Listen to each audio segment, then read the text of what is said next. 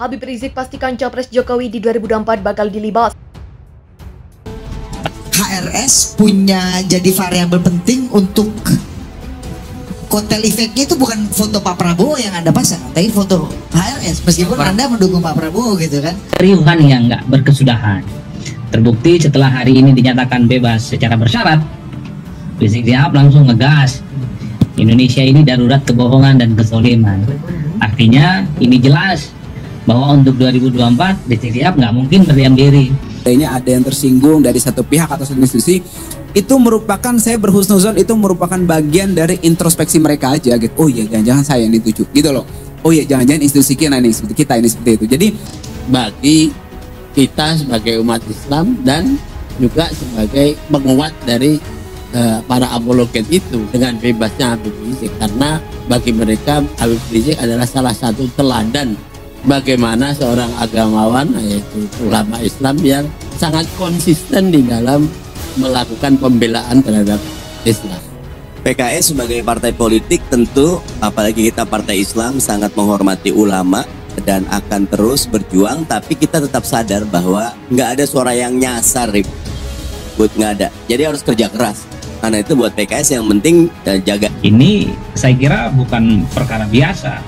Ketika Habib Rizik kemudian per hari ini itu dinyatakan bebas, ini tentu ke depan akan mengakselerasi bagaimana gerakan-gerakan politik itu akan semakin bermunculan. Kenapa saya begitu ngomongnya?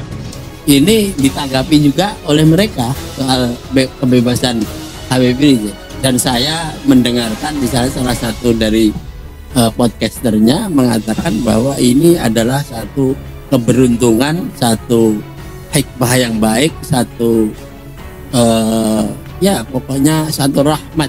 Menyambut, mengucapkan selamat atas kebebasannya, ini kan satu variabel yang kemudian bisa dijelaskan bahwa Habib Rizik untuk 2024 sangat mungkin akan menjadi komoditas politik yang tentu saja akan dimainkan oleh siapapun, tentu untuk memenangkan pertarungan di 2024. Nah. Jadi memang kemarin itu dari rilis yang kami tim kuasa hukum dan Habib Rizik secara pribadi sampaikan, memang ada beberapa kalimat-kalimat yang memang dipersepsikan atau dianalogikan atau bahkan diinterpretasikan macam-macam. Itu inget ya, lagi ada hashtag ganti presiden naik, tiba-tiba Pak Jokowi cerita harusnya bangsa ini nakala jengking karena biaya untuk harga itu, orang jadi komen itu yang ininya agak lupa gitu. Siapa tahu kayak gitu jalan lagi gitu.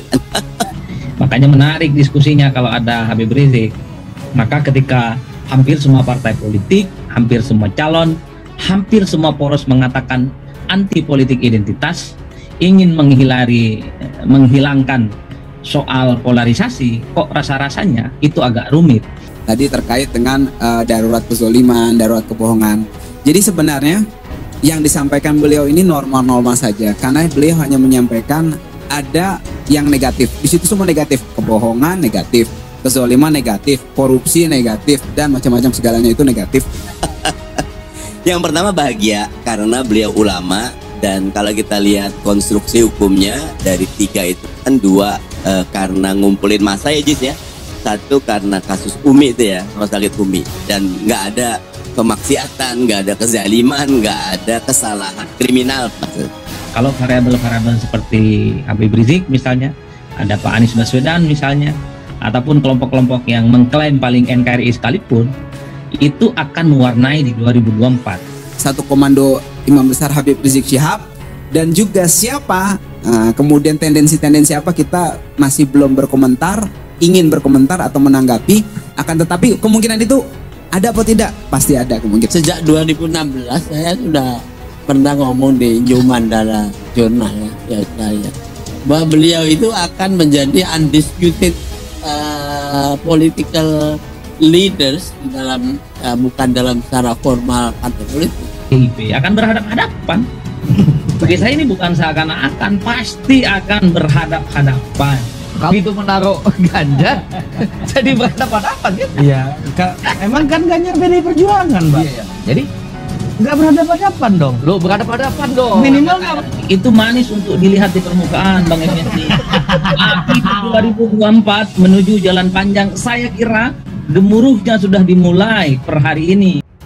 Direktur Eksekutif Parameter Politik Indonesia Adi Prayotno mengomentari soal arah politik Habib Rizik Syihab dan ex-Front Pembela Islam pada pemilihan Presiden 2024. Menurutnya, Rizik dan ex-anggota FPI akan mendukung partai politik dan kandidat yang bakal melawan jagoan Presiden Joko Widodo pada PDIP 2024. Jadi siapapun partai politik yang kuat yang diusung melawan kekuatan politik pemerintah saat ini melawan PDIP melawan Jokowi, disitulah kemudian HRS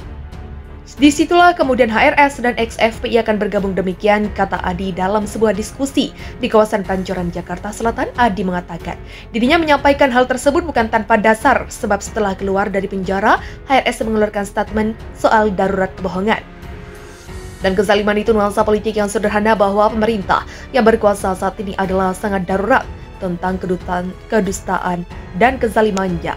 Demikian ujarnya. Ia juga membantah jika hal tersebut disampaikan Rizik dalam konteks di Suriah dikarenakan HRS tinggal di Indonesia. Gak mungkin itu konteks ngomong Suriah karena HRS tinggal di Indonesia.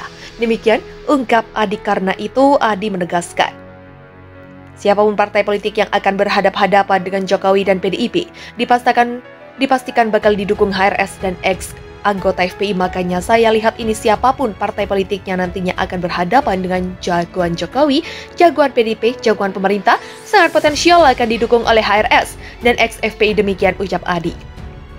Sementara kuasa hukum ARS, Aziz Yanuar, menjelaskan soal pernyataan adanya negara mengalami kerusakan hingga darurat kebohongan. Aziz menegaskan bahwa pernyataan tersebut tidak spesifik bertujuan kepada instansi atau pihak manapun, tidak spesifik institusi atau pribadi siapapun. Tidak adapun masalah ketika misalnya ada yang tersinggung dari suatu pihak saat saya berhusnuzon. Itu merupakan bagian dari introspeksi dia aja, demikian kata Aziz. Aziz menilai tidak ada yang salah dari ucapan Habib Rizik tersebut, sebab pernyataan negatif saat adanya kebohongan hingga korupsi memang kondisi yang harus dibenahi.